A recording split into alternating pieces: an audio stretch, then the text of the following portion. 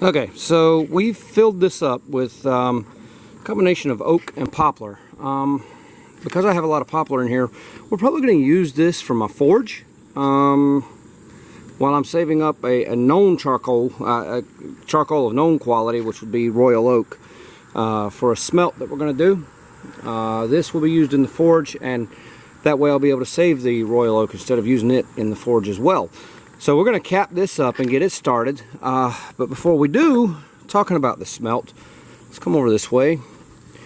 Between these two buckets of ore, which were given to me years ago by Mark Green, there's about, and this isn't accounting for any water that may be in the buckets, but this is accounting for about 110 pounds of ore unroasted. So I'm not sure about that one right there. That might not be part of what he gave me. But anyway, it's going in the fire. We're going to be throwing this into the chamber, our burn chamber, to go ahead and roast it while we're burning down the charcoal. So we'll be doing that once the fire gets good and hot, and go ahead and roast the charcoal as well. So stay tuned, we're going to get started. Just go ahead and...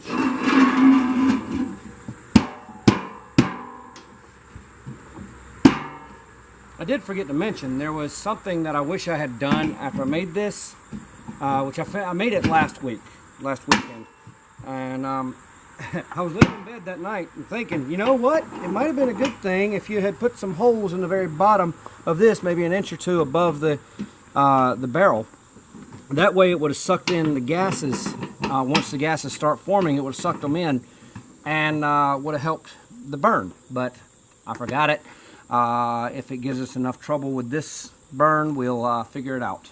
And I'll probably go ahead and put those holes in it after that. But we'll see. The sun's kind of bright, so I hope you're actually able to see this. Well, that's not helping. But one last thing I've done, I've taken the Rutland's high heat cement, or furnace cement here, and I put it in the gap here that was around the pipe, so that we can seal off as much air as possible. I've really tightened down the bolt here as much as I can, and we're about ready to fire it up. As soon as we get some yard debris around here to start the fire, I've got enough scrap wood laying around that pine and stuff like that I'd rather not make charcoal out of. So anyway, we got plenty to get us busy.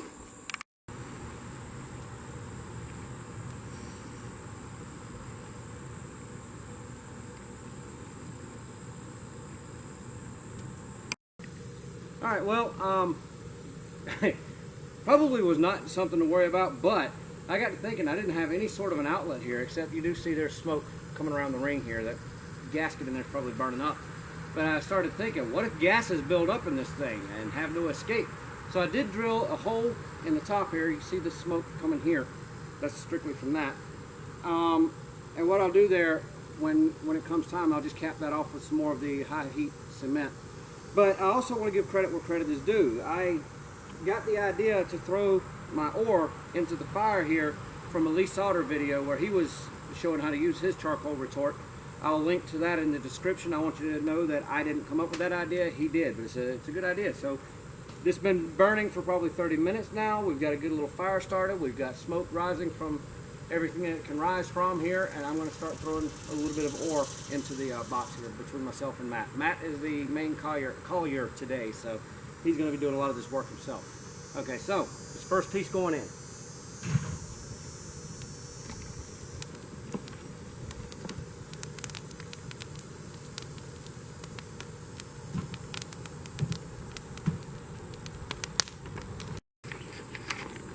All right, we're about an hour in. Matt is playing with a shovel. No, actually he's trying to keep a fire down. See if I can walk around our yard junk that's about to become fuel for this fire and see what we got on the opposite side. How's it going, Matt? Pretty good. Now, here's some of the ore. There's leaves and junk in there too. They aren't going in the fire. But that's the bucket we're working out of. See the smoke rising. It looks sort of a bluish, grayish color now. But we've got something going on in there. We don't have enough heat enough gases venting to create fire or anything. I think mostly, I'll review other videos and things, but I think mostly what we got going right now is just moisture bleeding off of the wood. We've got a very clean fire coming out of the firebox. down here because if you'll notice, try not to swing you too quickly, we don't have a lot of smoke coming out of the stack. And that would also be because I didn't drill the holes in the bottom of the stack to vent the gases back through there either. So kind of wish I'd have done that, but now we have this other hole and we'll see how it all works. We'll check back in with you in about an hour. All right, so we've been burning just this this pile of yard waste here and getting rid of it. It's a nice cleanup, actually. Good way to clean things up. But things didn't seem to be getting hot enough, really. But we started throwing these chunks of pine in. I've got plenty of pine to throw in there. And pine is known to burn hot and fast in my experience. And it seems to have really raised the temperature. We've got smoke really pouring out now. And it seems to have changed. At one point, it was more of a bluish color. It seems to have gone back white, grayish. And I'd imagine you can hear that on camera, the way it's hissing out, it's burning out. So I don't know if that's just the force of coming through the hole there or if that's moisture burning off. But anyway, we're about, what, 2 hours in now? Something along those lines. We'll check back with you later. See, that's really burning very well now. So we'll check back with you later. We got a fire to put out. All right, so we're about 5 hours in. All of the iron ore has been thrown into the fire. Here's one of the buckets. The other one is over there, empty. So anyway, the plastic did start burning off of here, so that's good. But it's taking its own sweet time. I don't know, maybe the smoke's dying off a little bit now. I'm not sure. It definitely hasn't burst into flames or anything. But we're still burning a good hot fire. And I'm wondering if there is an issue there, though. I'm wondering if we just haven't kept it at a good, hot, consistent heat, or what? Or maybe it just takes a little more time than I'm letting it have. So anyway, we're gonna sign off for just now, and we'll bring you back in when something significant happens. All right, we started this up about 12 o'clock, and it's around 5:30 now. Reviewing some videos and things about this whole process. It's looking like this is actually about done. The smoke is kind of dying off. There might still be a little bit in there, and I'm expecting toward the top for there not to be for it not to be totally done. I'm supposing that the lower you get in the barrel, the better charcoal you're going to have, and it could even get into ash down there where it's not any good at all. But we'll see. What I'm going to do now is I'm just going to let it burn down a little bit. I'll cap up that hole, and then tomorrow after church we'll dump the barrel over and pop it open and see what we got. All right, we'll be back when we got something to show you. All right, so it's the next day, and everything is cooled off nicely. And also, what we're going to try to do now is, I think we're just going to take the whole barrel off of the stand here and set it down. I'll show you the iron ore inside of the barrel that is now roasted, inside of the burn barrel. And then we'll pop this open and see what we got in here. So stay tuned.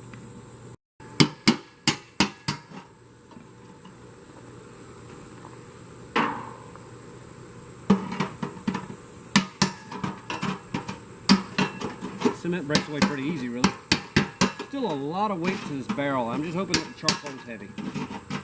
Because if not, we might not have cooked a whole lot, or coaled a whole lot. We'll find out. I actually think we did.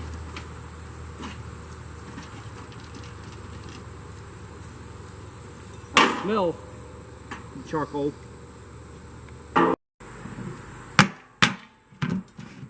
Alright, so, ouch. Here's our moment of truth. See what we got. Yeah.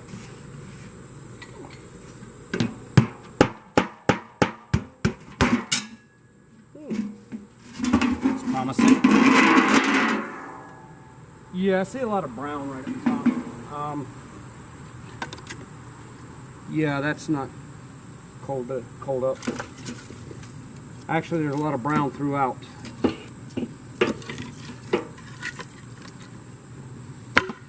So, yeah, see there? It actually needs to go through another cycle. I don't see any usable charcoal. None. after 5.5 hours. Okay, one piece of maybe most somewhat usable charcoal. Ow. And a splinter.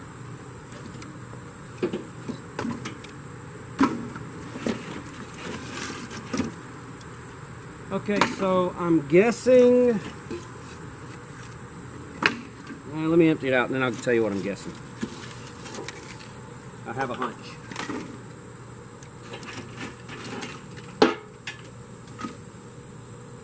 Yeah, I got nothing here that's usable. That's the closest thing, maybe. Go ahead. Yeah, that's hardly even that. Which that, if you remember, the hole was on this side. And that was away from the hole. So I wonder if that made a difference.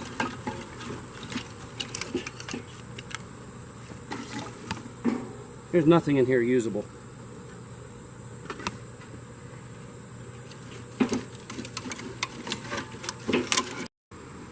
And so here's down in here in the bottom layer. You can still see a lot of brown in that.